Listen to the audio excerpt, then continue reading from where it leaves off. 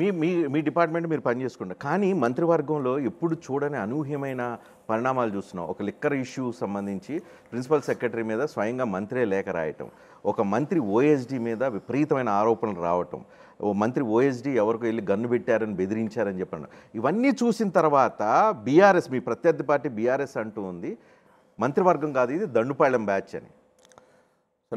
Serious allegation కాదా? వాళ్ళు మా మీద ఆరోపణ చేసే ముందు స్వయంగా ఆ పార్టీ కుటుంబ సభ్యురాలు నాయకత్వంలో భాగస్వామి ఆ ప్రభుత్వం పెద్దల మీద విమర్శ చేస్తూ ఉన్నది.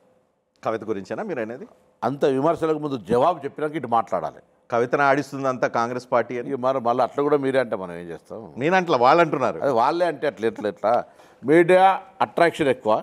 మీడియా లోపల మేము గతం లెక్క నియంత్రించో ఈ వార్తలకు ఇంత పెద్ద హైప్ చేద్దానో అనగదొక్కే విధానంలో ఉండేటువంటి రాజకీయ ప్రస్థానం కాంగ్రెస్ కాదు. మీరే వార్తలు ఇచ్చేవాళ్ళు అయితే వార్తలు ఎక్కడ అడగలుగుతారు మీరు?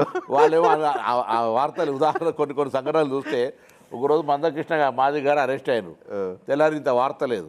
మందకృష్ణ అరెస్టు మీద ఎక్కడ చిన్న ఉద్యోగం జరగని అనేటువంటి పరిస్థితి ఉండే. అంత నియంతృత్వంగానే అయితే మేము లేం కదా.